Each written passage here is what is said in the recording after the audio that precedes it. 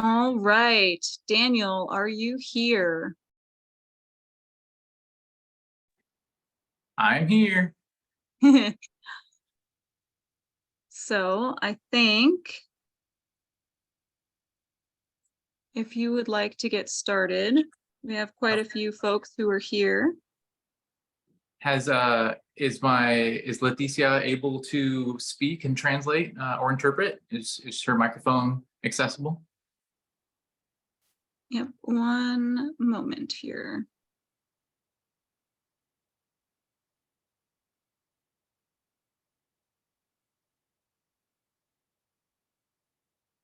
Got to find everyone who's participating because we have quite a list today. It's exciting. Thanks for everyone for coming in. All right, so Daniel will explain this feature a little bit here briefly, but we do have an interpretation channel for folks who would prefer to listen in Spanish.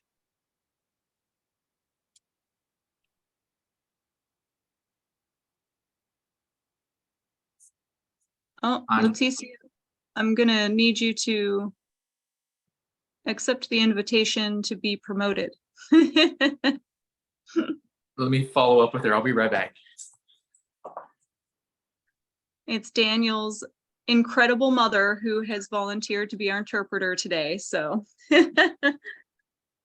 I'm excited to be working with both of them.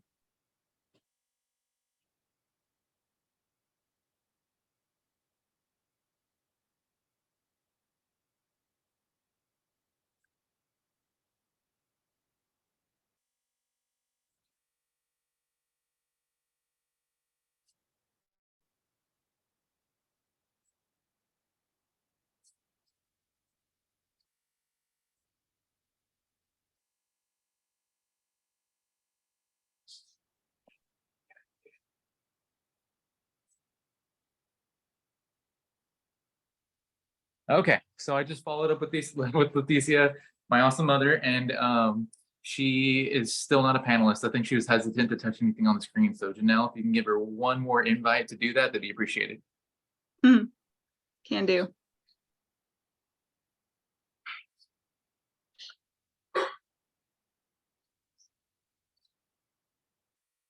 And Leticia, as soon as you are good to go, just got it? All right, so let's get started. So welcome everyone to the SoilPalooza webinar broadcast event brought to you by the California Alliance for Community Composting and funded by Cal Recycle. Leticia, will you give us a quick interpretation?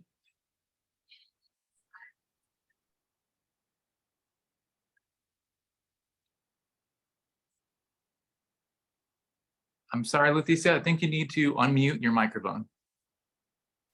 Got it. And let me put my volume up. Bienvenidos todos al webinario SoilPalooza, presentado por the California Alliance for Community Composting y financiado por Cal Recycle. Perfect. So I'm your host, Daniel Garcia, with technical support provided by Janelle Luke and Courtney Brown, and interpreter assistance provided by Leticia Garcia. Ahora nuestro va a estar felicitado por Daniel García con el apoyo técnico de Janelle Luke y Courtney Brown, asistiendo con interpretación Leticia García. So before we get started, we're going to take a brief moment to allow for those who need a Spanish translator to receive directions as to how they can move to the proper audio channels, and then we'll continue.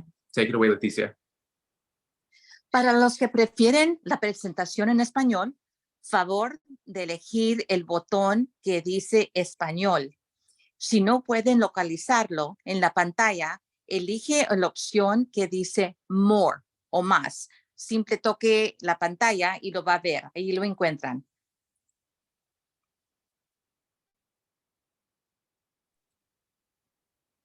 So let's give everyone a moment. Just let the Spanish speakers move into the audio channel, and we'll get started.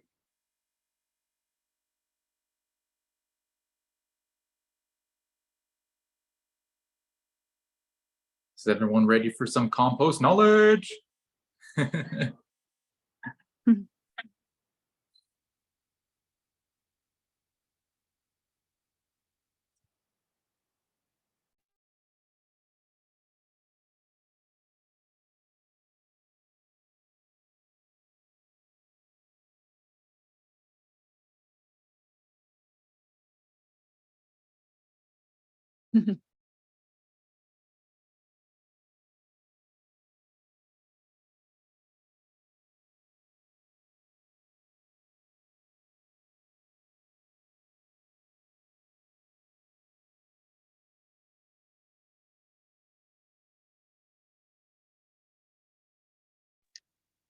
She's still doing her thing, so just give her some time, just like it takes time to make awesome soil.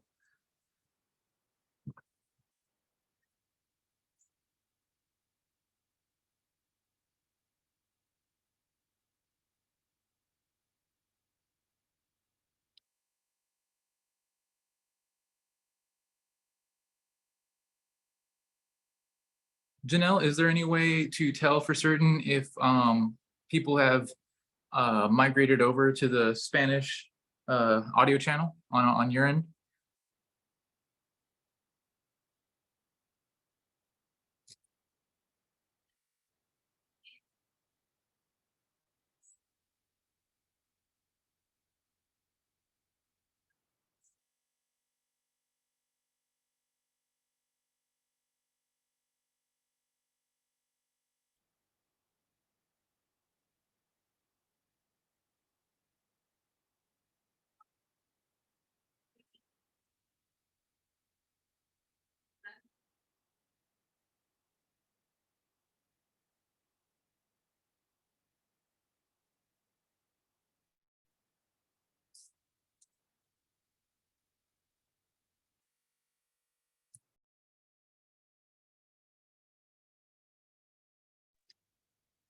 Okay, so great. I believe everyone has the appropriate direction. So now that everyone is in their designated audio channels, I'm going to give you a quick rundown on how to participate in asking questions and receiving answers. If you'd like, ask your questions verbally, but please save them for the end of each video presentation. If you prefer to type your questions, you can do so at any point in the chat feature below.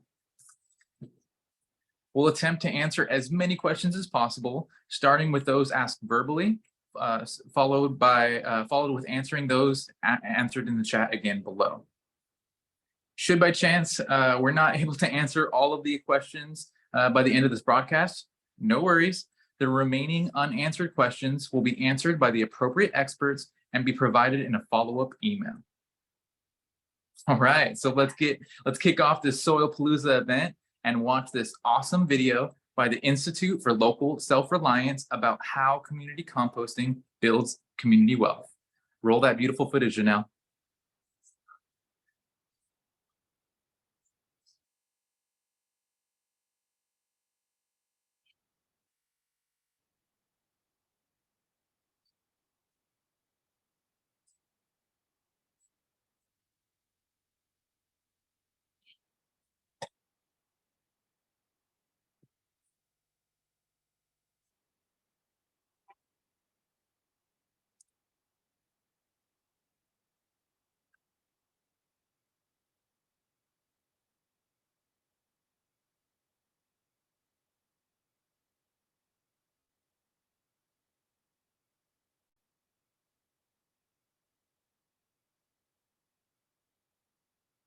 So Janelle, we're having some audio difficulties. Can you double check that for us, please?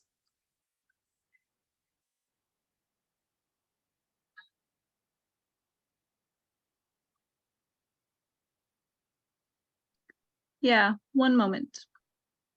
Of course, thank you.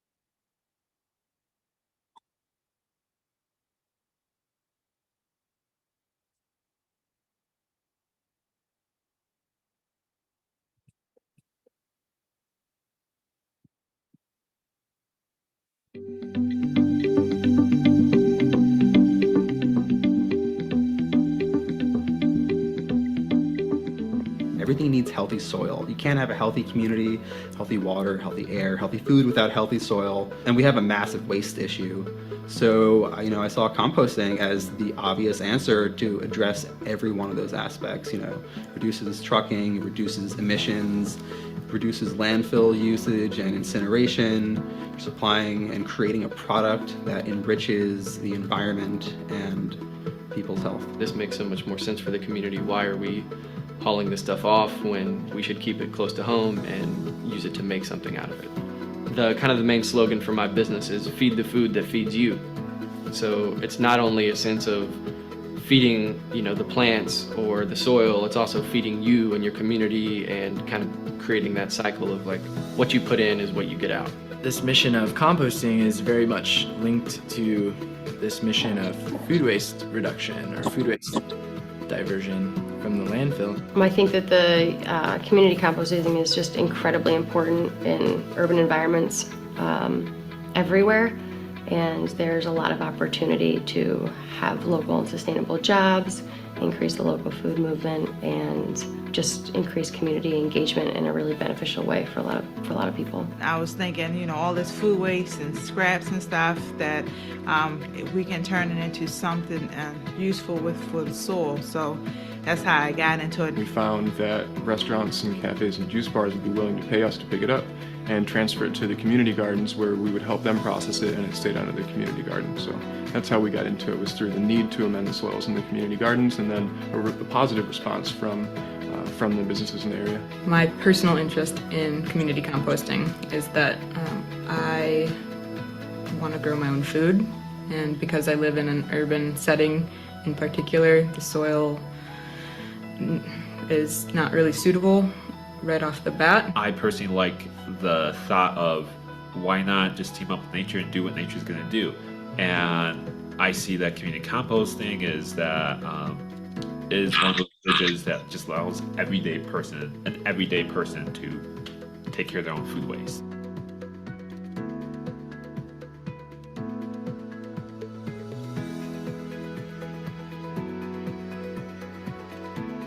Giving folks more control over the food system from beginning to end. So growing the food and then, hopefully eating the food and then composting it and starting the whole process back over again when the compost becomes the soil for the garden. It continues to blow my mind how many different uses there are for it.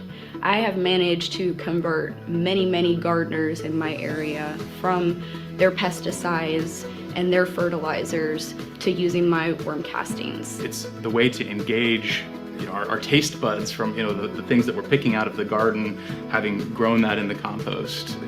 It's a way that we can engage our entire selves in the process of our most basic need, which is food.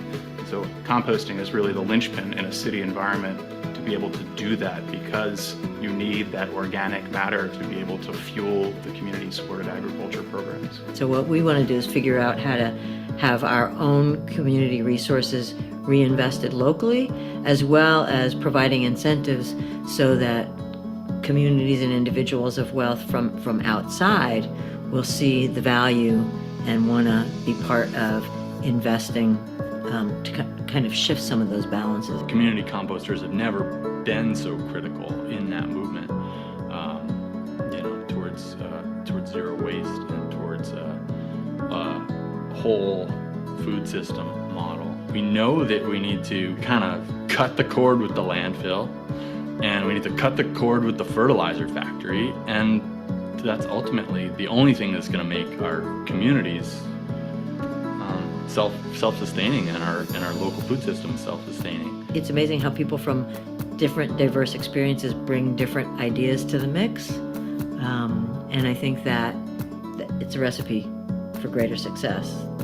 The more those who are affected by the decisions are involved in making the decisions. Education is a huge part of this whole movement, and starting with your local community is really important. And also knowing that in New York City and everywhere else, there's food waste everywhere. So, we want to be kind of as local as possible about dealing with that. When you come together, you really create something that transcends your individual self in the long run, which is essentially what compost does. So if we as a city can mimic the process and the longevity of compost, then we solve a lot of other issues along the way.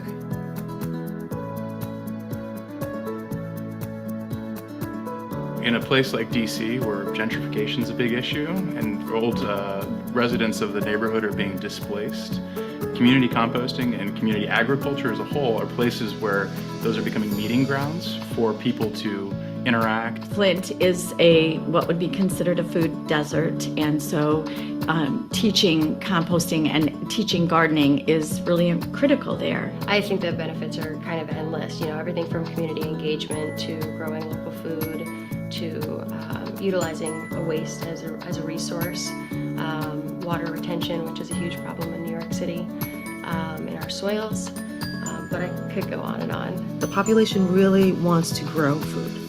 It starts and ends with people, and I think that if we can invest in people and educate people, then compost just becomes a habit. We hope that compost becomes that in the city of Los Angeles in the next few years. Baltimore is ready for composting, for community composting. And I'm really excited about being someone who can help to bring that knowledge to the communities that need it most. Because I was once a part of a community that needed it. And so that's what kind of got me here.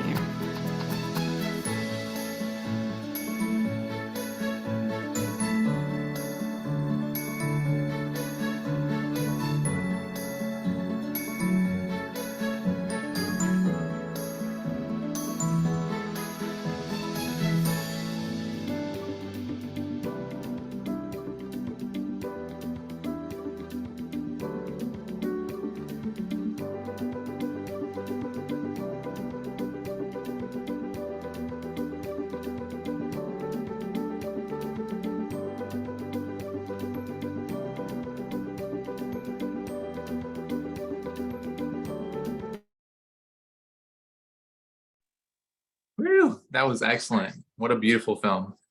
So let's start off by letting people chime in, ask some questions. So if you guys would like to ask questions, go ahead and raise your hands now. Again, you can also drop questions in the chat below. Those again will be answered after a little bit later. But we're gonna first aim to answer those live questions. So again, raise your hand if you have any questions and we'll call on you one by one. Another quick note is give us a little bit of time every question that we ask, where there also is going to be a little bit of interpretation happening on Leticia's end. So we're going to take it a little bit slower.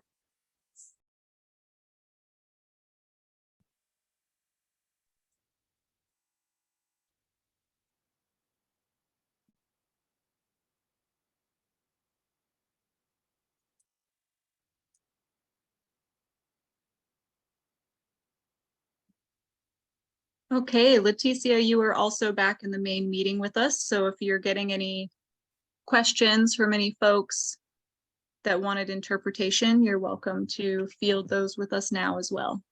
Okay, I don't have any raised hands, but let me check my chats. How would, I'm sorry, Janelle, how would I see if people's hands are up? Yeah, that is something that I should be able to see, and it should notify us if people are, there we go. We've got a raised hand. Vincent Valdez. The floor is yours. Okay, I don't know if I missed the introductions to the meeting or not, but I'm Vincent Valdez with the United Latinos in Sacramento, and I'm new to composting, so this is all wonderful stuff to be working on. And I would love to have my city on there, as Sacramento is so ready for composting. But I just wanted to help chime in, raise my hand so you guys could see a hand and get that going. And thank you for putting this on. Thank you. Awesome. Yeah, great question / comment. Maybe if you could put your information in the chat below, we can reach out to you and see if there's any way we can get you to participate in the future in some of the programs. All right, Janelle. Yeah.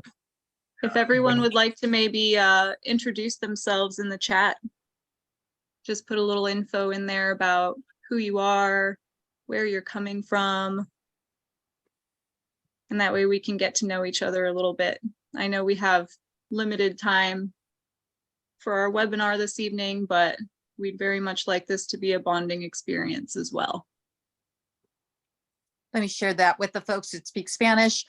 Si queremos saber de dónde vienen, dónde están, cómo están participando. Si tienen un momento, escríbenos un mensaje, díganos dónde están y gracias por estar con nosotros ahora.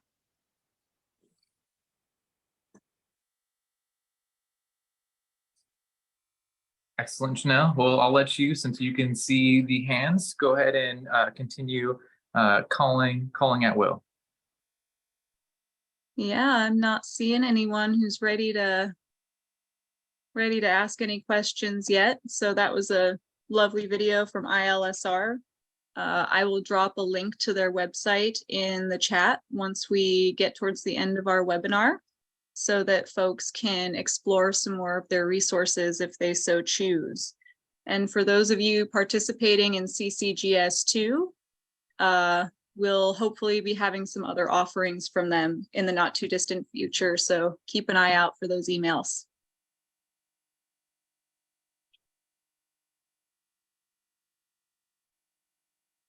And Leticia, you're welcome to take a moment if you'd like to interpret that.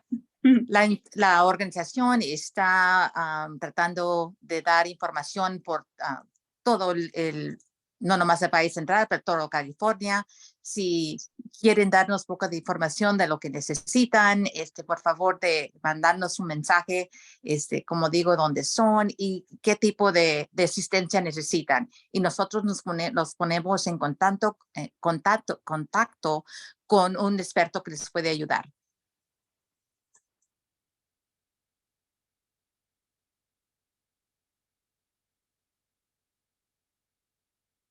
Thank you so much, Leticia. Well, you're welcome. Daniel, it doesn't look like we've got any more hands. So would you like to carry us onward? Sure. So first up on our, we have a few very special guests today that are going to be live streaming for you guys. So they'll be presenting some great topics as well as being available to answer any of your questions relative to their topics. Again, first up, we have Vera from Veriterra Labs. So she does soil microscopy, where she's actually looking at the soil food web and just really determining how healthy, how diverse is our soil with the beneficial microbiome. So she's going to be talking today on feedstock materials. So if we can bring on Vera to share some information. Hi. Daniel, do you want me to start right now?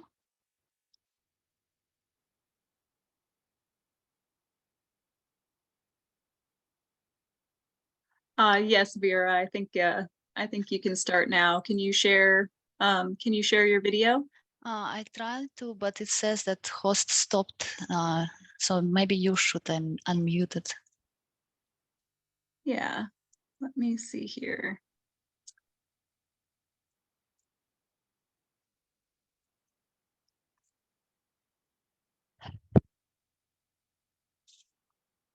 Okay, did that help? Try. No, sorry.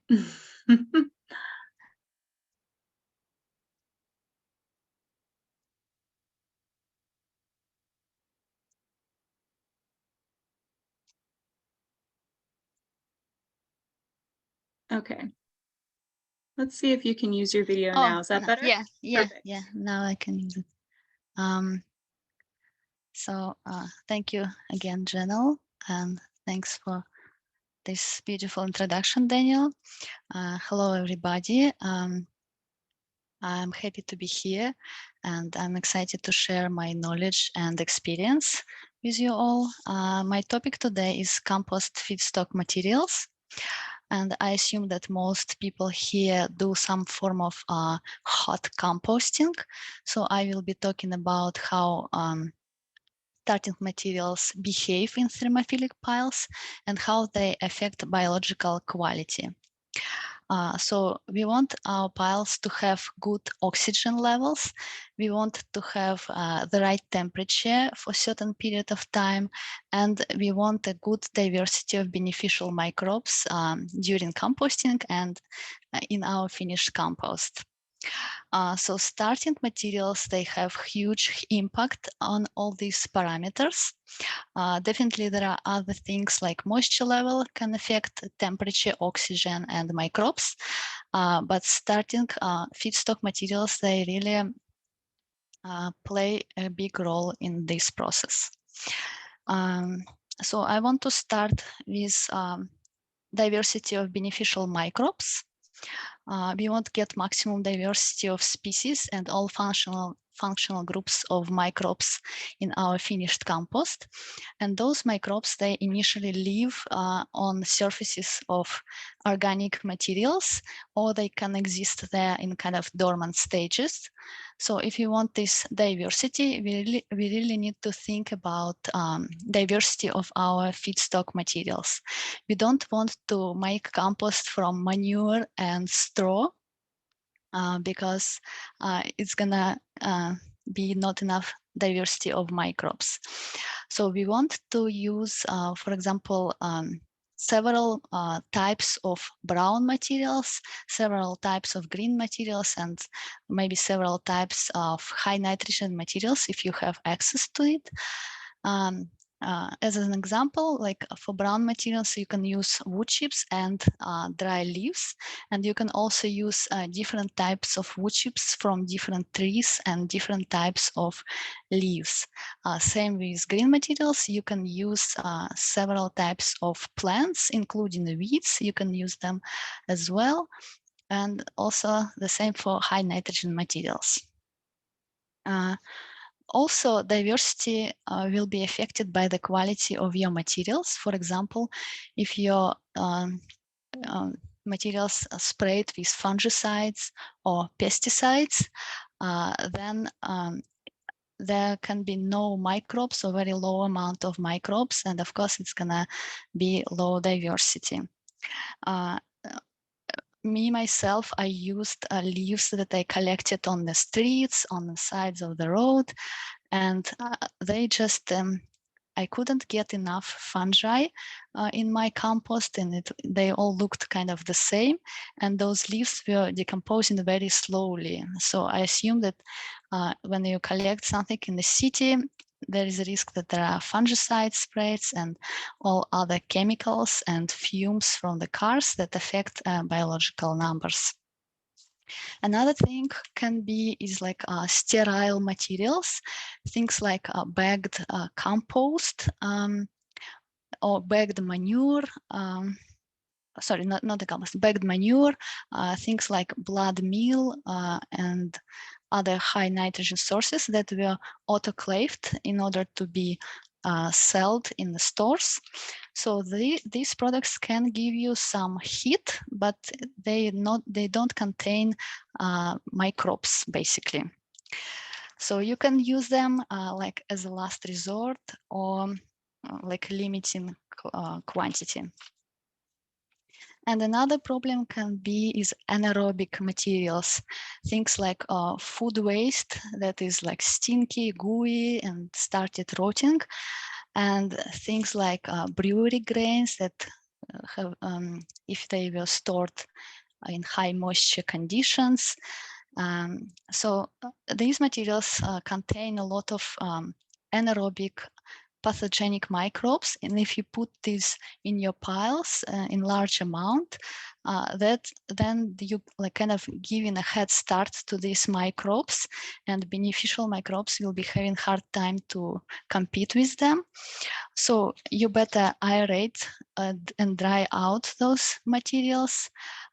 It's not always possible with food scraps, so you can try to maybe mix them with wood chips or paper, shredded paper, so that they soak this moisture and oxygen can get back into those materials. So yeah, and the same thing can happen with wood chips as well. If they've been stored in a huge piles where oxygen can't go very deep, and you can see like some dark black materials. It will be stinky. You can see white ashy actinobacteria growing everywhere. So it's not a high quality material as well. Let's make a little summary. To get high diversity of microbes in your compost, you need to use a diverse set of materials, and you need to pay attention to quality, check for or ask question about chemicals that were applied possibly. They also can be checked with microscope to see if microbes are around or not, and limit or avoid sterile materials, and limit or avoid anaerobic materials, or prepare them for composting.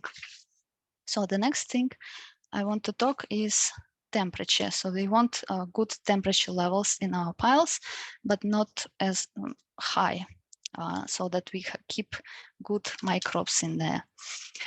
Other factors can affect temperature, but types of materials that you use and proportion that you use are very important. So temperature is affected by microbial growth. And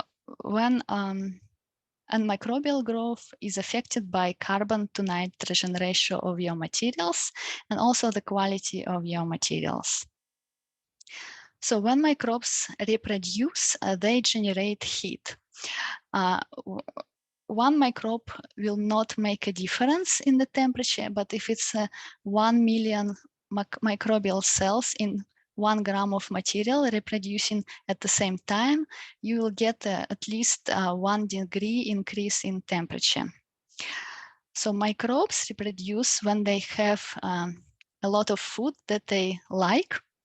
For example, bacteria, they grow rapidly on simple foods like sugars and amino acids, but they also can grow on more complex things like proteins and lipids, but it will be slower growth. On the other hand, fungi can grow on high carbon materials like woody materials or dried leaves, but they grow slowly on these materials, and they can grow faster on things like proteins and lipids and compete with bacteria for these food sources. So based on these qualities of bacteria and fungi, and based on carbon and nitrogen ratio of compost materials, we can divide all feedstock materials into 3 groups. So first group is a high nitrogen material or party food. It is both fungal and bacterial food. Therefore, it rapidly increases temperature in your pile, but just for a short period of time because it gets consumed very rapidly. The second big group is greens. It is mostly bacterial food. It helps maintain temperature for longer period of time, and it is consumed relatively slow. So greens have less nitrogen, about 30 to 1 carbon to nitrogen ratio. And the last group is browns. It is mostly fungal food. It has higher than 30 to 1. It's mostly 60 to 1 on average. It can be 100 to 1 carbon to nitrogen ratio. It is consumed very slowly. It doesn't affect temperature much, but it can provide structure for your pile so that oxygen can diffuse easily into your pile. So now I want to go through examples of these 3 groups of materials. But first of all, I want to say that you can find carbon to nitrogen ratios of different materials on the internet, different tables. But you need to know that those are just estimation. So they kind of estimate that what can it be, but you always need to evaluate the current carbon to nitrogen ratio, because it's not only depends on the type of the material, but also on the conditions that material went through when it was stored or when it was harvested. So one of the example I want to say is manure. So it's a classic example when you cannot say if it's a high nitrogen or green materials or even brown, because it depends on many factors. For example, if animals were fed by grains or some other high nitrogen foods, their manure will be high in nitrogen. It will be party food. If they were free, like pasture raised and like we're eating mostly grass or insects, then it will be more like green material. And if this manure was composted completely, then it will be like brown material. And another example, if it went through some anaerobic decomposition, in this case, this stinky gas is ammonia, contains nitrogen, and it will be released, and this manure will have less nitrogen. So another examples of high nitrogen materials is can be legumes, especially if they have these nodules on their roots that will fix in nitrogen. And also another example, it can be meat or fish. So you can definitely compost these foods, but you need to be on top of things like in terms of keeping the right temperature to kill all the pathogens and the right oxygen levels. So now I want to go through example of green materials. Definitely food scraps, most of the time they are green materials if they don't contain meat or other high nitrogen things like seeds or nuts. Another example is just regular green plants, but keep in mind that plants that just started growing, like for example, you collect them in spring, they will be high nitrogen materials because all the nitrogen from the seeds go to this first flush of growth, and you can get high temperature from this material. And some examples of brown materials are definitely wood chips. So it also depends if it's bark or if it's like branches with leaves that can contain some nitrogen, or is it some if it has some aromatic compounds that can be antimicrobial that also can affect the temperature in your pile. And also things like paper and cardboard, they also made from trees, and they also considered brown materials. So not only carbon to nitrogen ratio affect the temperature, but also the quality of materials. Things like dewormers in horse manure can inhibit microbial growth. Also, manure can be high in salts if the animals were fed with some pelletized food high in salts. Any pesticides, fungicides, as I mentioned before, also will inhibit microbial growth and will have an effect on temperature and diversity. So salts can also be even in things like hay, because sometimes hay is cured with salt, and it acts like a preservative for microbes. So, and the last thing I want to mention is how compost started materials affect oxygen levels in your pile. So first of all, it's a proportion how to use these high nitrogen materials, green materials, and brown materials in your pile.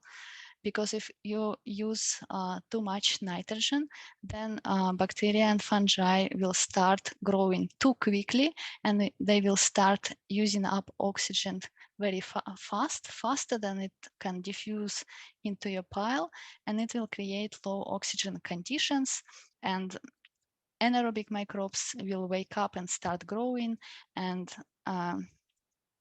you will end up with like an anaerobic stinky pile with some not very good microbes.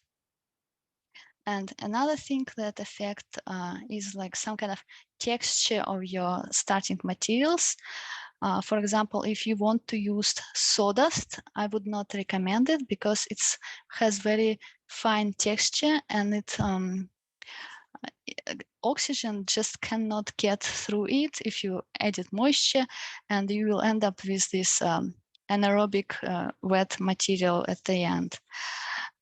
Another thing can be problematic is like paper or even cardboard, because they are very flat and they can mat inside your pile in this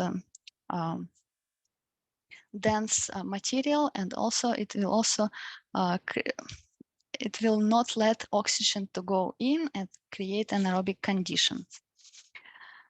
And the last thing is like maybe not using wood chips sometimes also can result in this dense density of the pile when all the materials are not very structured and they kind of get very dense under their own weight, and oxygen can't get through this dense material.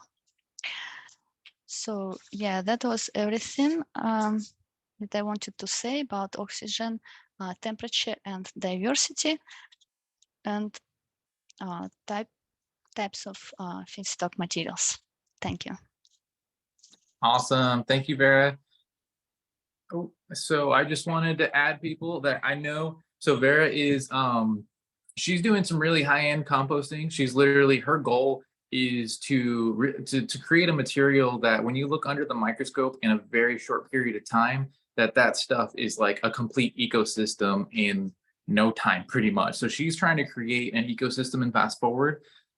One thing to understand is that when we're doing community composting, we sometimes can't be as picky about our materials. You still want to ask questions though, and get to know your sources and really get to know your feedstocks. But we don't want to avoid composting waste in general. If we have food scraps around, we want to compost it. So if there's materials around that are potentially iffy, just keep everything in mind that Vera said, that, you know, when she looks under the microscope, there may be these organisms that she's looking for may be missing, but it's not just going to say that down the road over time, they eventually will show up. So if we're not trying to scare you away from composting those, you know, your local resources, just letting you know. So if you're trying to make things happen faster, there's some great information there, but make sure to, you know, again, utilize your local materials, ask questions. Our goal is diversity again. So don't forget that you want to have a diversity of materials. And I guess Janelle, I maybe, is there anything else that you'd like to add in relation to feedstock materials?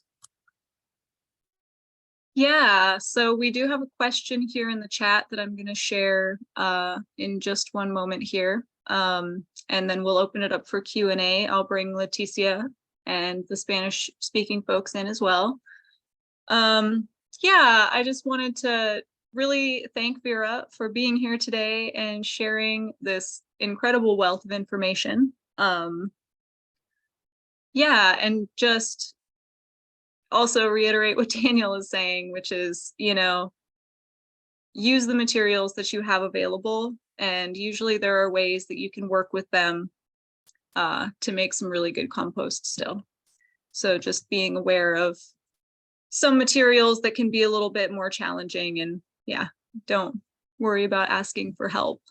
So we have a question here in the chat and we can open it up for Q&A. You bring Leticia back. Hello, Would you Leticia. like me? Hi, and obviously she had a lovely presentation and I can't do the whole thing, but would you like me just to cover a little bit of her topics in Spanish, just a couple of things that she mentioned? Do we have some Spanish speakers online that require some translation?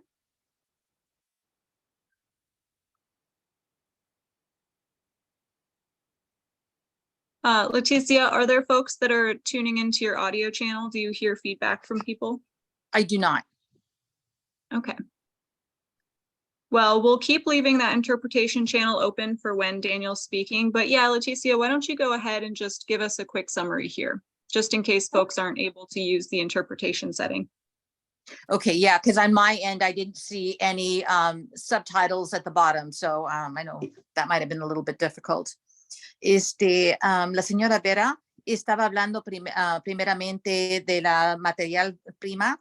Estaba hablando de la calidad de los materiales, que es muy importante para que usen, para que tengan el compost mejor. Y si es posible, es importante de usar un microscopio para ver qué está dentro de esa tierra y que está viva, ¿verdad? Porque hay una tierra que tiene absolutamente nada, que no le va a tener beneficios. Es muy importante que la temperatura no esté muy caliente.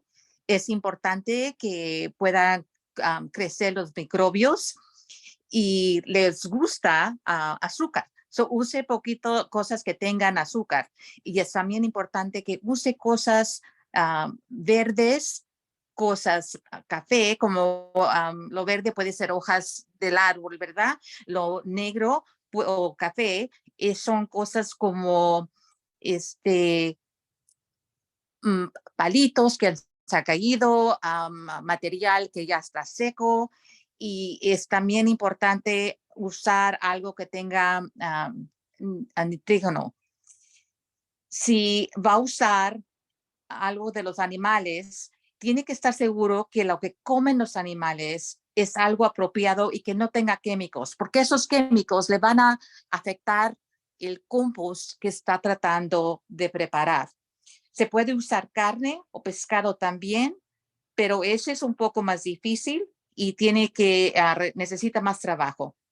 Recomendamos que usen lo que de la comida, especialmente lo que no está cocido, que use eso para hacer su compost. También puede usar carbón, cartones de carbón, puede usar papel, y eso muy fácilmente les da oxígeno al compost. Papel realmente y usar cartón es mágico. Y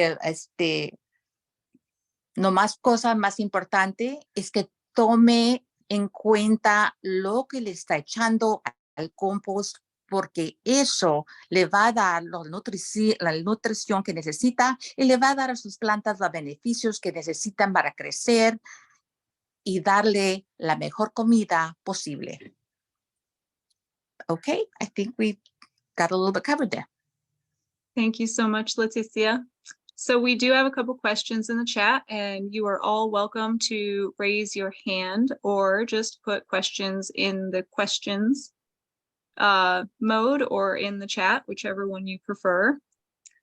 I'll start at the beginning, but yes, there will be a recording available. We'll record the sessions each night, and we will post those recordings to our YouTube channel.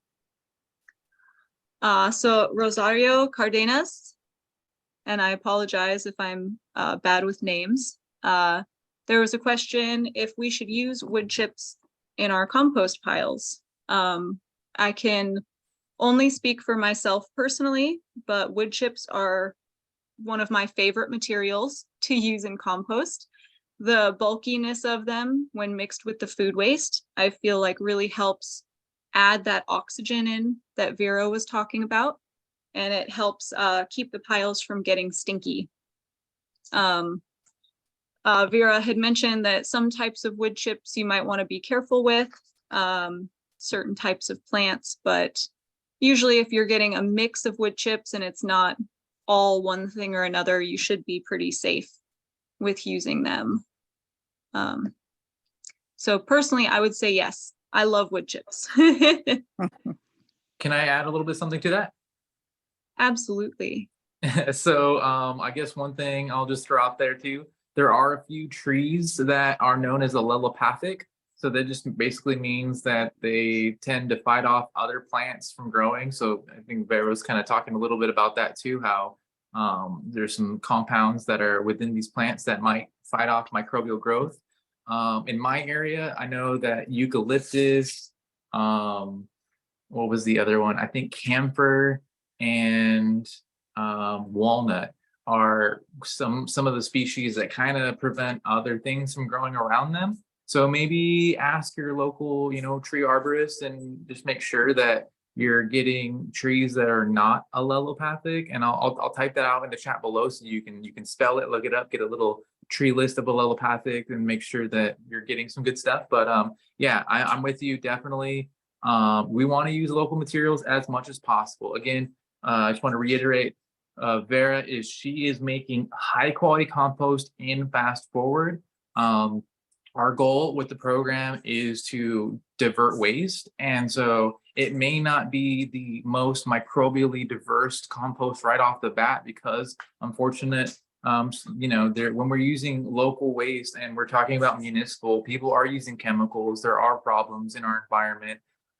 So we do have to overcome that, unfortunately. But and so that does mean that we're going to be producing a maybe not as high end of a compost as Vera's producing, but we can still compost it. It's just gonna take a little bit longer to prevent that, or excuse me, to create that microbial community that we're, that's gonna create some really awesome food and soil life for us.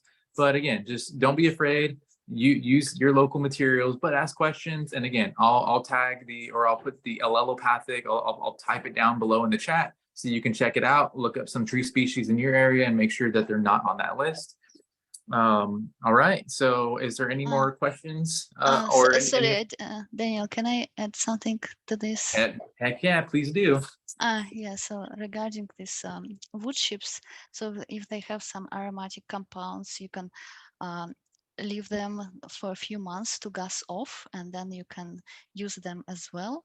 And regarding all the issues that I mentioned before, it's not like that we can't use these materials.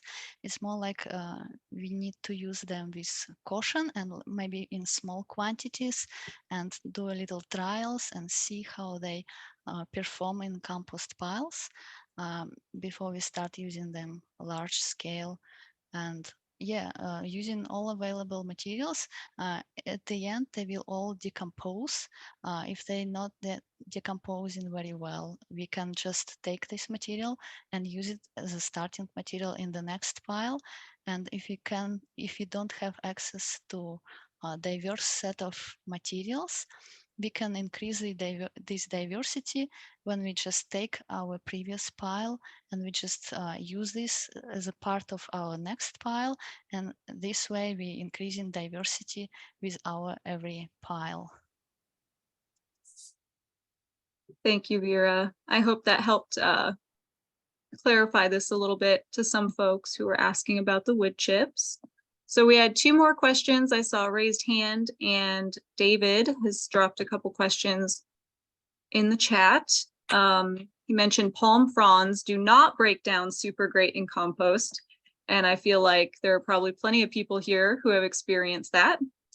And he has also asked, how high does the pile temperature need to be in order to destroy seeds from invasive plants?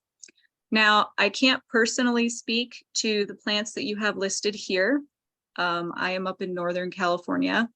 I do know that there are quite a few seeds that break down quite well at the lower temperatures you usually achieve in compost. Usually you want to be below 160 degrees. However, nightshade family can survive 160 degrees plus. So I apologize, David, I do not have an answer for you. However, if we record these questions, perhaps we can send along some resources for you.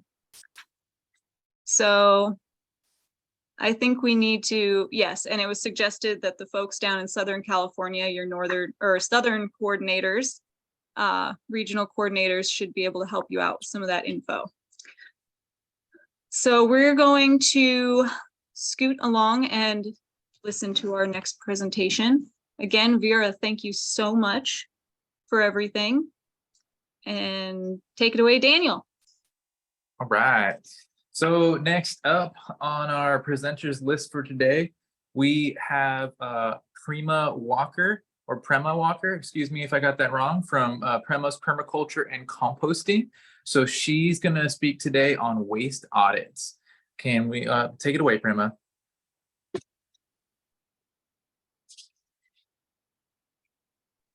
Okay, give us a moment, Prema. We're Janelle, take care of you right now.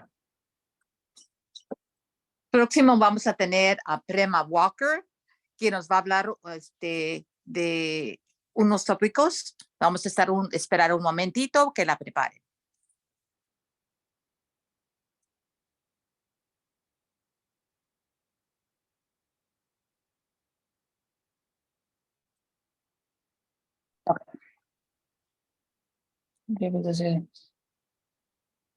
Janelle, I think I can't start my video. Yep, 1 second. I'm just changing your settings here. That's okay. All right, you should have video controls now. Yeah. There we go. Sorry, I logged in through my computer and phone because I don't know which one is going to work properly, but I'm through my phone right now, and I'll stick to this.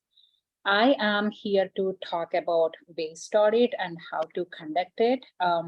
The first thing I would like to say is just Google the definition of the waste, because we do a lot of Googling these days. So if you look at like the first 5 or 10 definitions of waste, it all talks about something that's not usable anymore, or at the end of the process, you used it and you can't use it anymore. That's the definition of the waste. But if you look around in your daily life, every day what you're doing and everyday items we are using, we can obviously find a purpose for them. That's not written in the Google, and we don't get it in the top 5. So for me, the definition of waste is not waste. It's a resource that hasn't served its purpose yet. So that's how I look at something. It's like, if there is a paper, if here is a paper towel, I've been eating some candies or cookies while listening to you guys, and I look at this and I say, yeah, you know, everybody on Google is calling this as waste because I ate in it. There are some cookie crumbles in it, and I just wiped my lips with it and my hands. So this is a waste according to the dictionary, according to the Google. But if you're really thinking, this came from a plant material, that plant came from the soil. Anything that came out of the soil is not waste. It's a resource that can be repurposed and reused and again till it goes back into the soil in the form of nutrition. That's the definition of waste. That's where I start. And if I'm going with that definition in my mind around the house, I see a different kind of house.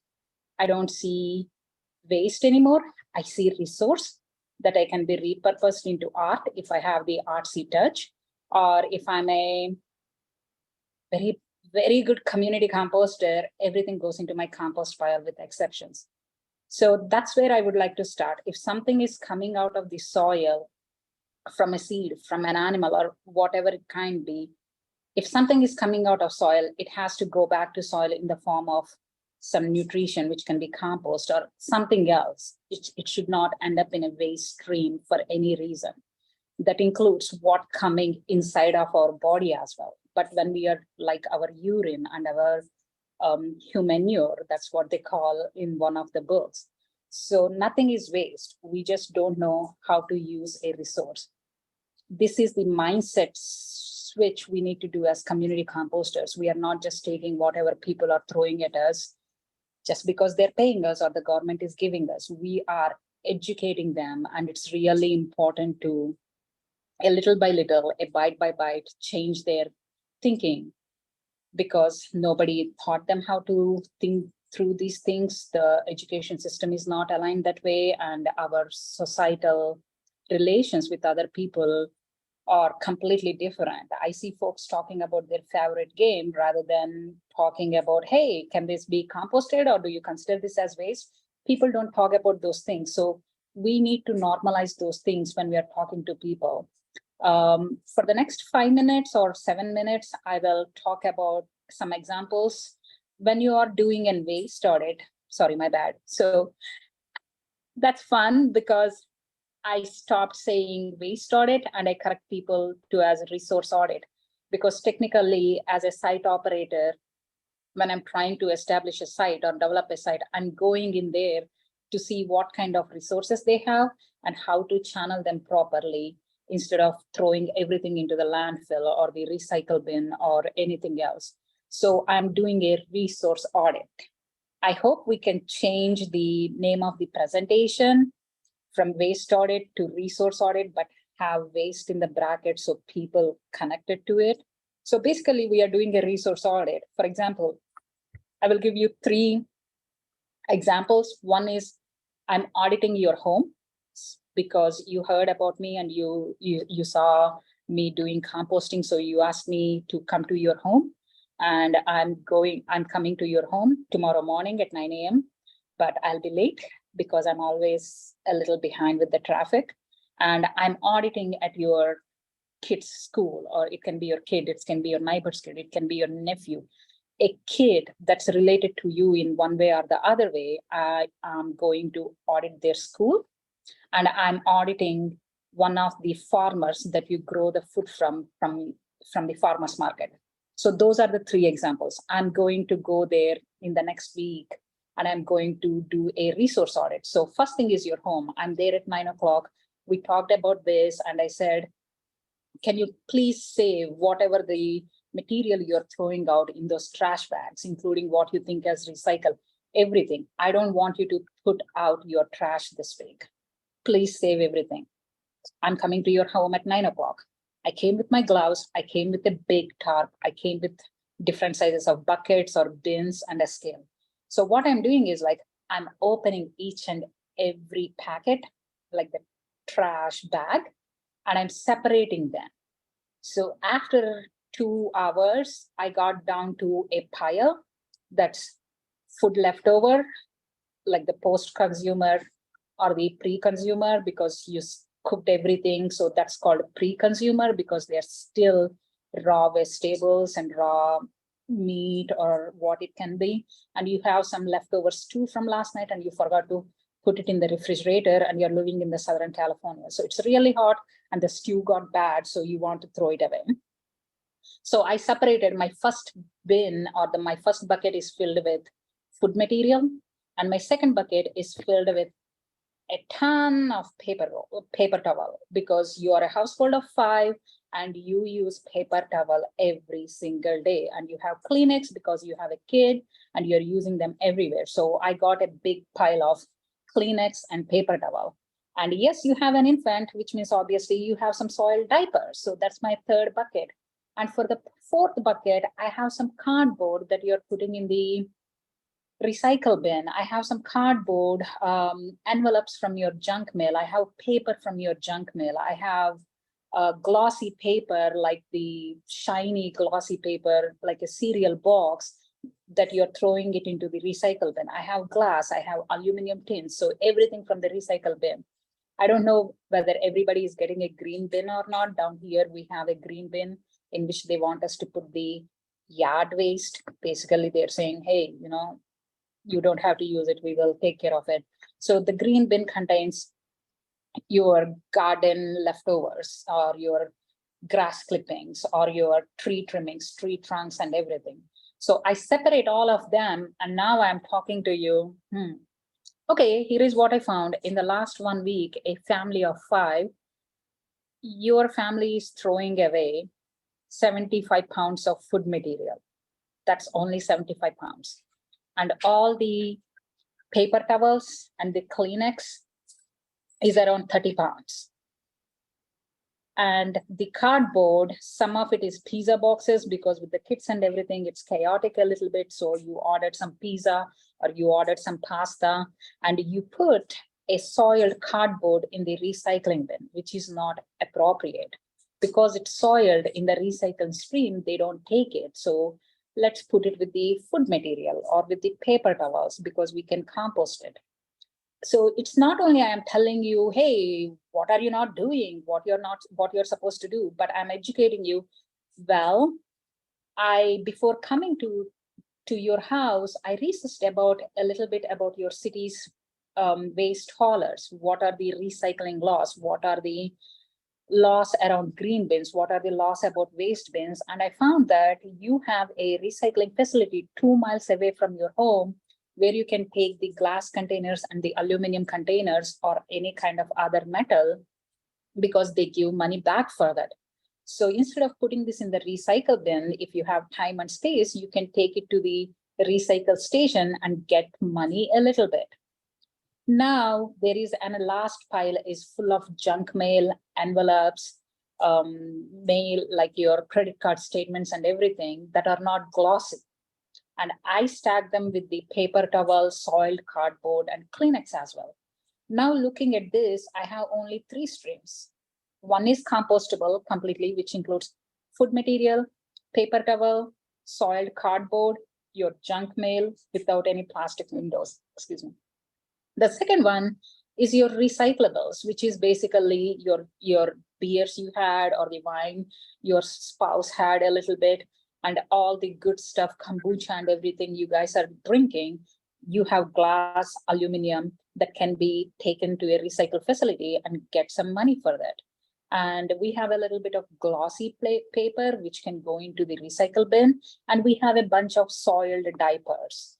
There is no way you can compost them or recycle them at this point. So it's obviously going into the main waste bin or the trash bin. By doing this audit, I showed you a new perspective for you, what's happening in your house and how you can be more sustainably efficient. So I'm not only stopping there, I'm coming back and I'm writing you a report saying, well, we found 75 pounds of food material. We found these many pounds of paper towel and cardboard that can be composted. We found soiled diapers. I'm not only saying, hey, you can compost, you can recycle, or you can just put it in the waste stream, but I'm telling you, I'm making you recommendations. Well, can you switch from paper towel to rags, 100% cotton rags, which you can throw them in the wash and reuse them? Do you think you can switch from throwable diapers to reusable diapers? Because there are so many organizations. You don't have to wash them. If you're living in a big city, there are services which will pick up soiled diapers and give you the fresh ones. And I saw you both are working from home, so which means you have printer ink cartridges. Well, if you have a Staples near you, you can take that ink cartridge and the pens and the sketch pens, markers and everything to Staples, and they will recycle them carefully. And they will pay you money for recycling the material. That's the report I'm giving you for your home. So in the same way, I'll do it for the school. I will do it for the farm. I'm not only telling them, hey, we can divert this much of material from landfill by composting, but we have some switches to make. You know, do you want me to suggest you, or these are the suggestions? I know you can't make 100 switches in one day, but pick what's comfortable for you. Start with one, and once you get comfortable with it, go to the next one. Maybe you never get to the diapers because, you know, this is your kid and that's it for you. You chose not to have any more kids. So if that's the thing, you don't have to think about diapers, but you can recommend your friends and other people who are thinking about throwing away diapers. So this is how you conduct a resource in brackets waste audit. And just by spending the 2 hours of time with your family and with you in your house, I showed you a completely different way how we can live. And that's just only one house, and I empowered 2 people, obviously the parents, and now they can educate 3 kids in the house, and that number spreads and spreads and spreads forever. I hope this presentation, my talk, is a little helpful to think about how we can look at things and how we can analyze them and send them to the proper place. most of the things has to go back to the soil. They don't have to end up in the oceans. They don't have to end up in the landfills where people need to live in different parts of the world. If you guys have any questions, I'll take them. Thank you.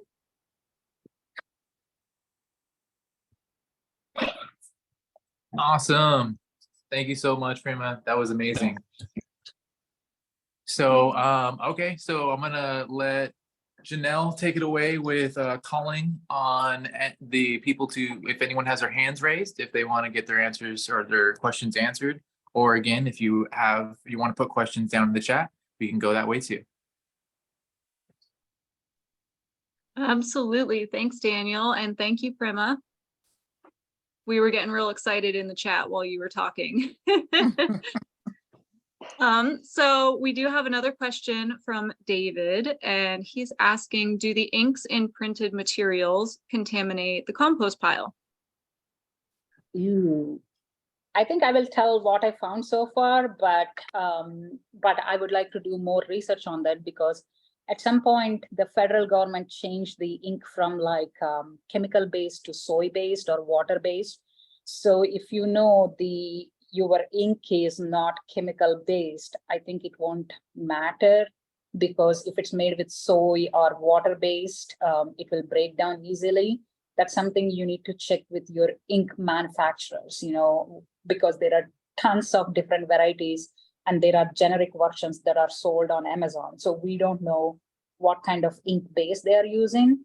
But I heard a really bad story with bankers where they are using their tongue to get that wetness and count money, and they ended up with a lot of health conditions.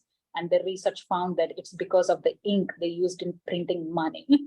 That's when it became bigger problem, and they have to think through what they have to do not to get a lawsuit. And I think that's when they changed to soy or ink based. But this is all new to me, but I will see if anybody has a better answer to this question. All right. Yeah, I'd like to add a little to it. So I can't say 100% that it's that one ink will or will not contaminate your pile. But one thing I can say is that if you're using contaminants in small dosages and you're really focusing on bringing your fungal life up, so if you're putting materials like feedstocks into your system, or using wood chips, logs, things like that, bringing your fungal life or your mushrooms, bringing their levels up, you can start developing some humic acid content. And then another thing is, so you could even add humic acid too if you want. There's biochar as well. There's components that you can actually add to your soil or to your compost to act like kind of like a magnet. So they're really cool. They'll actually bind to various chemical structures and potentially remedy your situation. So I'm not recommending, like, if you're for food, and especially in a community setting, you might want to be hesitant. But if it's your personal and you're willing to experiment a little bit, and you're doing it in a very small diluted fashion, I would it's up to you if you want to try that. But again, it'd be cool to get measurements to maybe figure out, you may not want to consume it right off the bat. You might actually might want to send some samples to the lab and see, do we have any contaminants here? But yeah, that's something that I like to do. If I have an area that's heavily contaminated, we definitely focus on humic acid content, biochar, and again, fungal. Just getting those fungal numbers up, and those are ways to help deal with contamination. Is there anything else that anyone would like to add? Yeah, I would like to ask a question on that, Daniel, because in my house, we are doing like a Swedish deep depth cleaning or something. So we are shredding a ton of old taxes that been sitting in the garage. And I'm actively composting that shredded paper, because I don't want to put it in the recycle stream.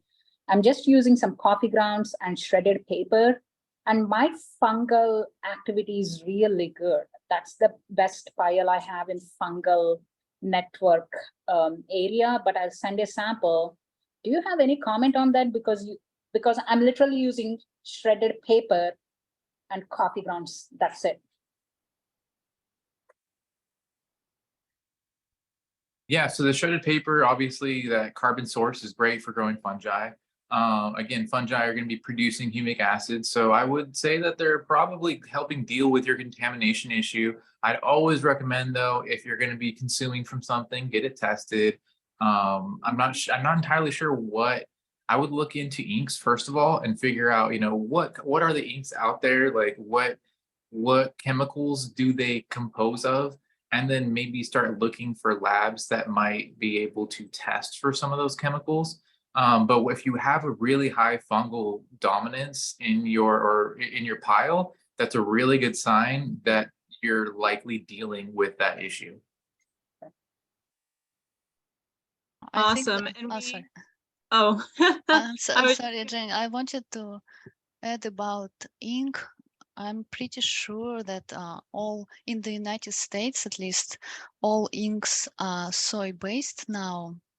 But they use, if there are some bright colors, they can still use some heavy metals for that, but not lead like it was before. So maybe give the preference to black and white printed paper rather than colorful. Thank you, Vera. Yeah, and I think something else to just make note of is all things in moderation too. A lot of the activities of the microbes in your piles are also going to help mediate some of the concerns with certain types of materials. And we'll have a whole section in one of the other webinars talking exclusively about remediation, but just so that we stay on topic, because we do have one more presenter today. Does anyone have any more questions about waste audits? Does anyone need any translation in Spanish? If not, I think we can move along. I don't have any hands raised on my end over here. How about you just give us a brief, because I know there was a lot of English going on, or Leticia, if you could give us just a brief recap in Spanish, and then we'll move along to the next topic. Okay.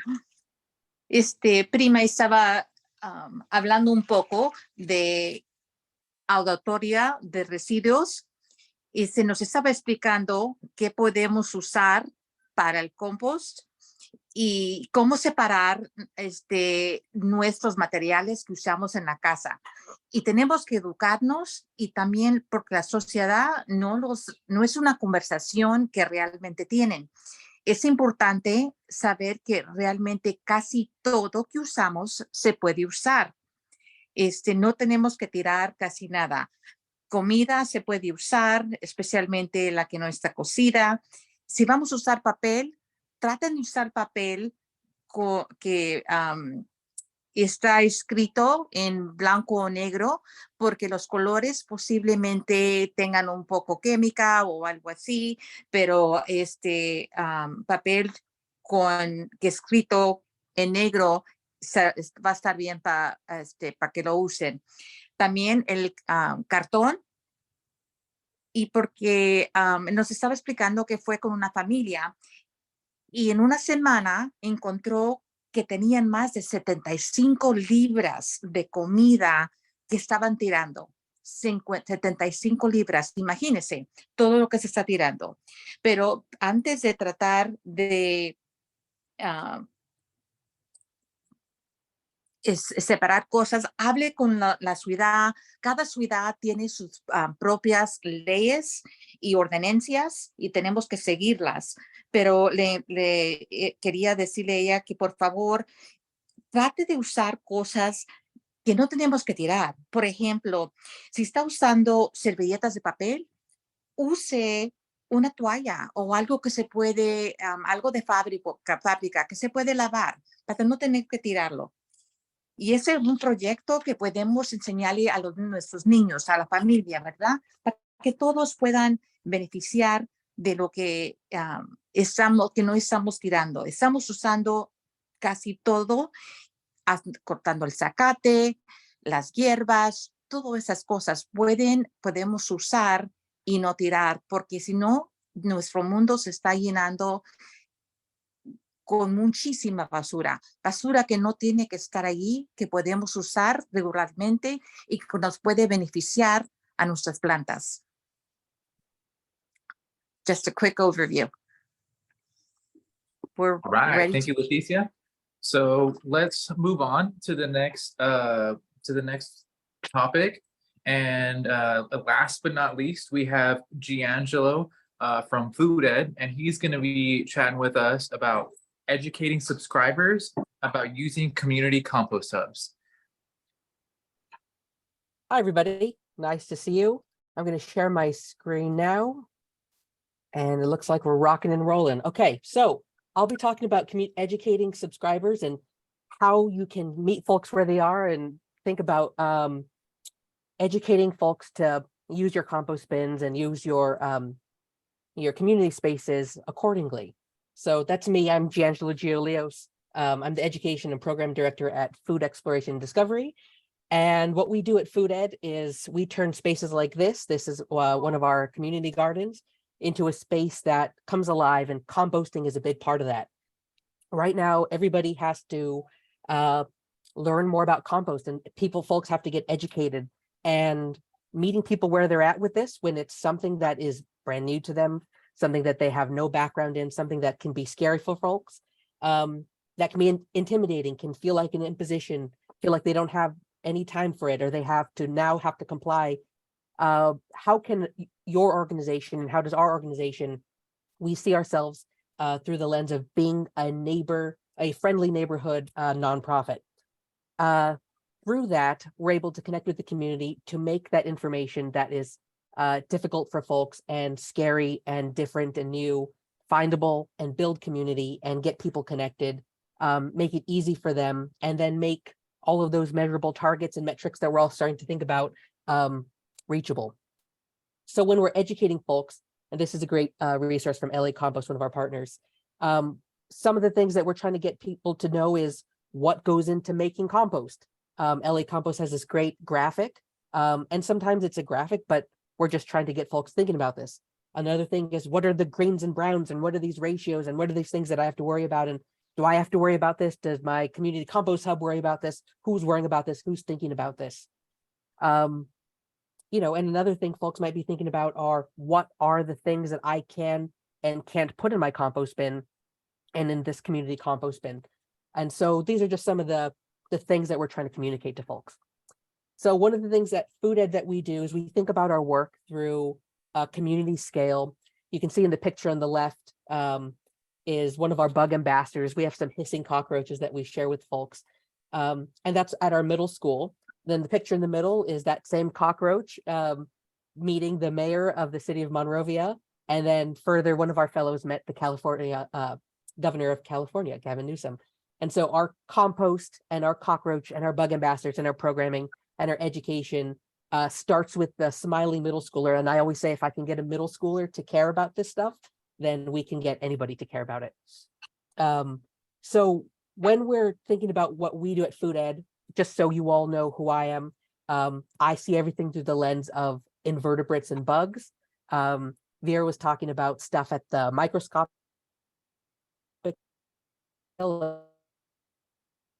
more at the macro, the stuff that's in my experience, both at Food Ed, to support urban habitat that we grow and grow a lot of food. So that's the work that we're doing with the compost. Our community bins, I'll go back a few slides, like the one on the bottom left, are the vehicle that we do that through. The compost hubs that we work with are largely processing that material. And we're also doing it at the small and mid scale. So at our schools and in vermicomposting and worm bins, we're doing that to meet folks' needs. We're making sure that in our programming, every second and third grader in the cities that we work with are getting this experience. And that's something that can happen in their classrooms. And then this is a slide about worms. So if anybody has any worm questions, I love talking about the different species of worms, but I don't have time for that. But I do a great 2-hour-long workshop on worms if anybody wants to talk about that. So the way that we educate folks and the way that we think about getting folks involved is through a lot of community events. We host what's called Food Waste Champion Day, which is a large event which draws folks in that has resources, and community partners come out, and it's an opportunity for folks to see this work in action, but with lots of neighbors. And we make it a community event so that it's accessible and easy for folks to think about it. And then the picture on the left, you can see our team just getting out there at school events and at city events. We get out to our farmers markets, and we're just trying to make ourselves present so that these large scale events and these small scale events, we're able to meet more people to educate them about what these community compost hubs are doing and how they can get involved. We also do a lot of work with municipal education, partnering with cities to sort of get them the resources to start thinking about where can we do this work? Where is compost happening in our town? Who's collecting what? Where can I go to drop off stuff for my community compost bin? So we work on with cities to build this type of educational material. And it goes a long way, you know, from pamphlets to handouts to trifolds that we can give folks whenever they meet us, and in turn, the city can use to hand out as well. Social media, obviously we all have to use it, but we are able to turn out a lot of material through our videos and composting guides on our social media. And then if you can see the picture on our left, one of our high school interns made the compost crew. It's this bear, raccoon, opossum, and roly-poly group that helps teach some of our kids that like composting is fun and accessible. And I just love it because they're just so darn cute. I want to share that with you all. The other vehicle that we use to think about educating folks is through actually building that community of folks getting together to do this work. So one of the events that we host at one of our sites is called Coffee and Compost. We get Starbucks to donate some coffee. We bring some breakfast treats, and folks come out and volunteer and talk to us and do the work with us. And it's a great way to have a social element to the composting, while also, if you look at the picture on the right, actually get their hands dirty and help us do some of that work. We also host a compost leadership team. So folks that want to take it to the next level and want to engage their community and just be a part of the active ongoing part of this. So our compost leadership team is sort of that buffer between folks that don't know anything and folks that want to get started to folks that can start leading that and help us expand our operation. We host a lot of community workshops. We have folks coming out. We have on average about 30 to 75 folks in our workshops. And that's ranging from compost topics, from vermicomposting to greens and browns to mulch and how to compost in your backyard, different composting systems. But it's another way to, or a very prolific way to get folks engaged in our work. I'm very proud of our bug ambassadors. These are some of our detritivores and decomposers that we take out. They are educating folks on the macroinvertebrates that you can find in compost. And some of these, you know, they're not all in our compost bin, but they're examples and relative groups of bugs that might be close to some of the bugs we can find in compost. And they're a little bit more easier to hold and a little less scary for folks. But it's a great way for young folks and people that just want a little bit more of an excitement to see that compost is a really alive thing, and having these bug ambassadors to take out and show folks the good work that the bugs are doing in our compost is super helpful. And then at Food Ed, a big mission of ours is to work in the schools that we partner with to get folks and kids thinking about composting. And so our, sorry, I thought I heard somebody. Okay, no, I didn't. And so in our K through 12 programming, second graders are called our compost champions, and they're spending 12 weeks thinking about composting on their campus and how they can get folks, more students to do composting, and they're doing composting workshops in their classroom and outside in their school gardens. And our third graders, every single third grade classroom gets a worm bin, and they're taking care of their worms. And it's creating a culture on campus that is helping educate the kids. And then what we're finding is when those kids are coming to our community events, they're the experts educating their parents and more kids and their neighbors, and they're sort of becoming this wonderful vehicle for caring about composting. And then a big part of our work is that volunteer angle through our partnerships with the Office of the Governor. Getting people involved to care about this is a huge angle to make it work. The way that you can get people to care about something is to make it part of their community, right? It's community composting, that's what we're talking about.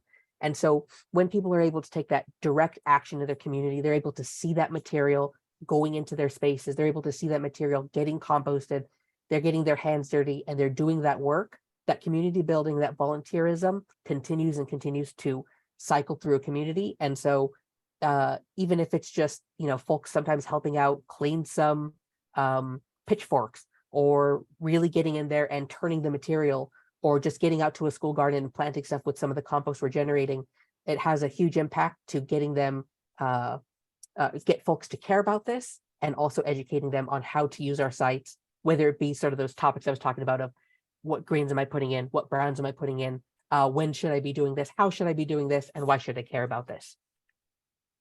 So I went kind of fast because I wanted to make sure nobody was feeling like I was taking up too much time, but here's some resources that I like. These are a little bit in the invertebrate world. I gave a conference talk this summer about invertebrates and compost. So this is that slide if you want to take a picture of it for a sec, but some real great resources for thinking about bugs and composting. And, I think all of us here care about composting or are interested in it. And the bugs are always just a great way to get people excited. And so I like talking about bugs, and I'll continue to stay on and answer anybody's bug questions because I love invertebrates. But thank you for your time. If you have any questions for me, you can email me. Here's some of our social media handles just to see how we were doing some of that educating work. You can find us at Food Ed Official on Instagram and Facebook, and also our Monrovia Community Garden and a few other avenues that we post through. But I hope you enjoy this and this wasn't too taxing for everybody. But thank you for your time. Thank you, Gio. That was awesome. I love invertebrates too. I'm kind of a weirdo. Sometimes I even am fond of my cockroaches. But so anyways, I just kind of wanted to allow Leticia one moment to kind of give us a quick interpretation, and then we'll open the floor for some questions. I'm going to interrupt for 1 second, Leticia. We had a whole bunch of requests that you maybe leave the worm slide up so people can look at it, and maybe we can do that. I'm so flattered, everybody. I'm so flattered by that. Absolutely.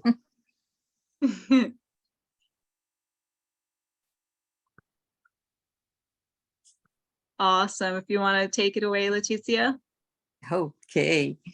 Gio nos estaba hablando de los bañeros de compost de la comunidad. Está haciendo mucho trabajo en su comunidad, educando a la gente, porque muchos creen que es mucho trabajo, o tienen miedo, o creen que es muy difícil, pero realmente es algo fácil. Nomás tenemos que aprender qué cosas y qué medidas tenemos que usar para hacer el compost. Y por eso los eventos que traen la comunidad juntos para educarlos, no nomás los adultos, pero especialmente los niños, porque los niños son los que van a continuar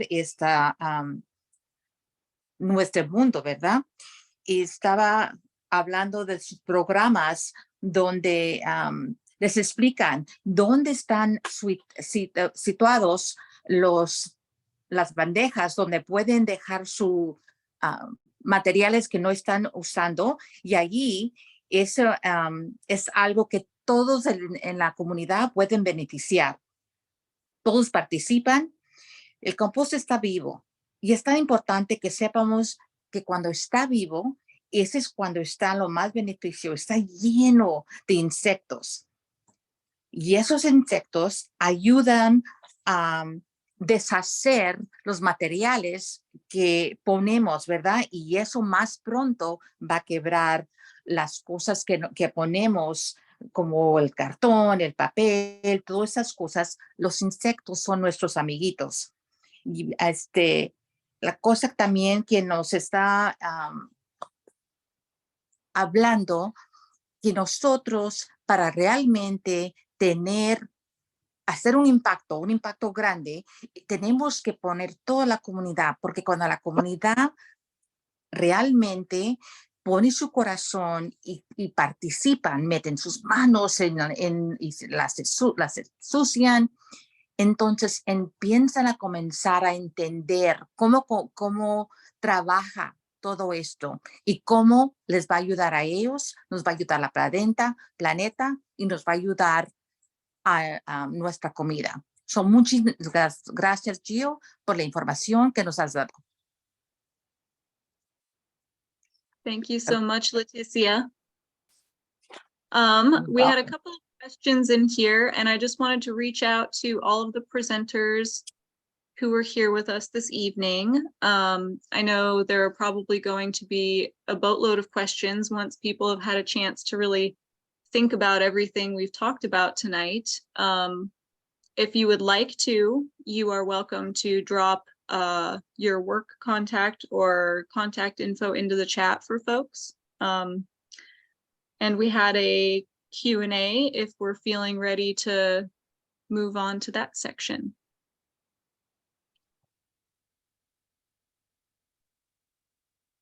Yeah, I think so. So let's definitely get some, I mean, if everyone else is ready, let's get some hands raised. And again, questions down in the chat.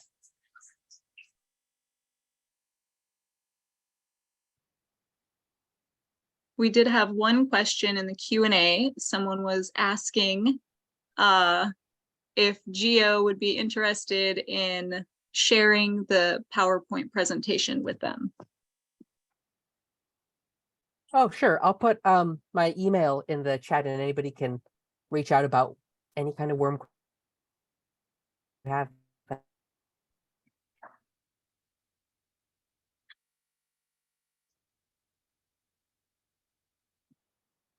Oh no, you froze up for a second there, Gio. Oh, I'm sorry. Can you hear me now? Yes. I'll put my email in the chat, and if anybody wants to request the slides, I'm happy to share them. Perfect. We have any more questions from anyone this evening? While you think about it, I'm going to pop up another slide, and it just lists out the folks who were here to present to us today and from the video we played earlier, and it's just some links. I can drop them in the chat if you're interested, or you can just type them out and save them. So you can check out some more of these folks' work outside of our webinar.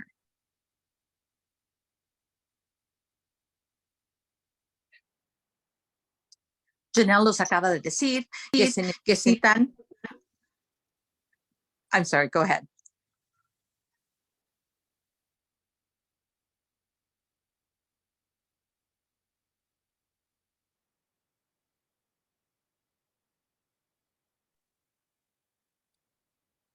Oh, go ahead, Leticia. Okay. Janelle va a poner información en los comentarios. Si quieren, pueden buscar allí y directamente pueden hallar poco más información tocante de los tópicos que nuestros presentadores hablaron ahora. Así pueden aprender un poco más. I've just let them know that you are posting the links and resources so they can access that and do a little research on their own. Perfect. And I don't have a link for Prema, but I imagine that Desert Compost might be able to share some info if folks wanted to reach out to her. So we had a couple questions in the chat as well. Grace asked, what are the small worms in compost that look like great big maggots? This is Gio. I think I'll keep my camera off because I might be slow, but they could be black soldier fly larvae. If they're sort of teardrop shaped with one pointy end, those are beneficial types of maggots. They're great composting maggots. There could also be beetle larvae, which are sort of those large C-shaped segmented kind of white larvae that you can find. Again, if you have a picture, feel free to send it to me. But there's a real wide range of diversity of the types of maggots or grubs that you can find in compost. But, you know, sort of hard to tell from wherever you are. If I had a picture, definitely could tell you. Awesome, thank you. We had another question that's about waste hauling. And we will be covering waste hauling in one of our upcoming webinars, but I think Lloyd had a really great answer to that question also in the chat, talking about the franchise agreements with waste haulers and how it can cause some trouble for us trying to perform micro hauling.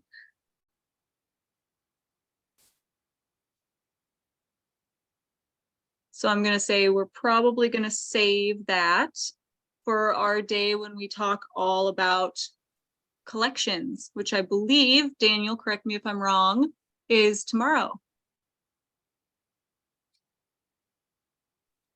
Yes, so let me double check that 1 second, but I believe you're right. Yep, so collections will be happening tomorrow. So tomorrow's topics, feedstock collection, some possibly drop-off programs, micro hauling, metrics tracking, bulk density measurements. So definitely stay tuned. One quick thing though, Janelle, so we have some gray blocks over the resources page. It's kind of blocking some of the websites. I don't know if anyone else is seeing that, but if you could potentially address that, that'd be appreciated. But also, yeah, if we have a couple more questions, we have time for a few more questions if anyone has anything else.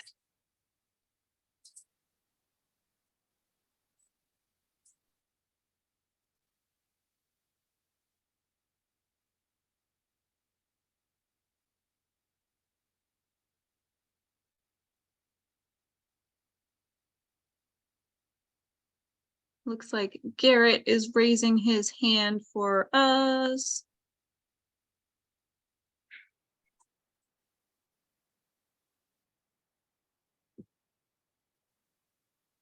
Oh, we're coming for you, Garrett. All right, would you like to ask your question to the group?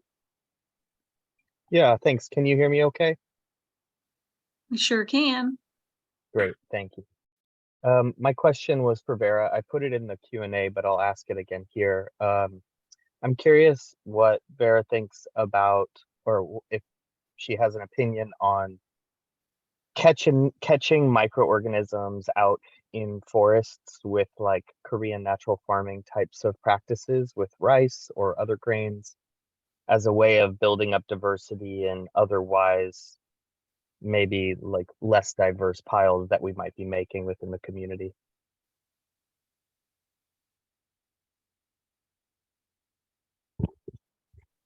Thank you, Garrett. This is a great question. And so the compost that I'm doing is a little bit different. I mean, it's a lot different from Korean natural farming. In Korean natural farming, they use fermenting and like the opposite processes like anaerobic processes. And they use those techniques. And for hot or thermophilic composting, we can definitely use this technique to bring some diversity from the forest, to catch it in different ways, but then we put it through this hot composting in the rich oxygen environment, and this kind of keep us safe from any pathogens that we could catch together with other microbes. So yeah, I think you can definitely use it. I don't know what type of composting you meant when you were asking these questions, but for hot composting, you surely can use this, and it will give you protection from any unwanted diseases. Okay, thank you. Yeah, and a follow-up question to that, Vera, if it's okay, would be, does the primary, like a lot of, I'm wondering how many of the microbes that are in the raw materials survive the process? I know that fungi dies off a lot at a lower temperature than some bacterias, but yeah, I'm just curious about how much of it comes from the environment when we're composting and how much comes from the materials, or how many of the microbes make it. from the materials, and I know it's different depending on the location, but I'm just curious if you have an insight into that. Okay, that's awesome question. So the thing is, when we are trying to achieve the heat in the pile, we are trying to achieve at least 1 Fahrenheit. And at this temperature, pathogens, they start, and plant pathogens and human pathogens, they start dying because in contrast to normal organisms, they are used to survive in expense of their host, and that's why they are less robust, and they cannot, their maybe cell walls are less robust, and they cannot survive in this heat. But other microbes that are independent, they're not pathogens or parasites, they are more robust, then can survive this heat. Some of them just fine, some of them just have time to go into dormant stages and then wake up back when pile cools down. But I do not recommend to go above 165, because in very high temperatures, which is very common for commercial composting, I mean, not commercial, like large scale municipal composting facilities, they reach really high temperatures. In these temperatures, beneficial microbes start to die as well, and we might end up just with highly bacterial compost. So yeah, mostly microbes comes from the surfaces of the materials that you use in your compost, but they also can come from the environment if you keep it somewhere, not on a parking lot, somewhere closer to the ground, closer to the trees and wild areas. Then they may come once the pile finished cooking and it's cooled down to normal temperatures. So I hope that answers your question. Yes, thank you so much. And one thing that you mentioned was the external surfaces of the materials. And is that more likely that that's where it's coming from than the endemic or the internal microbes within the plant?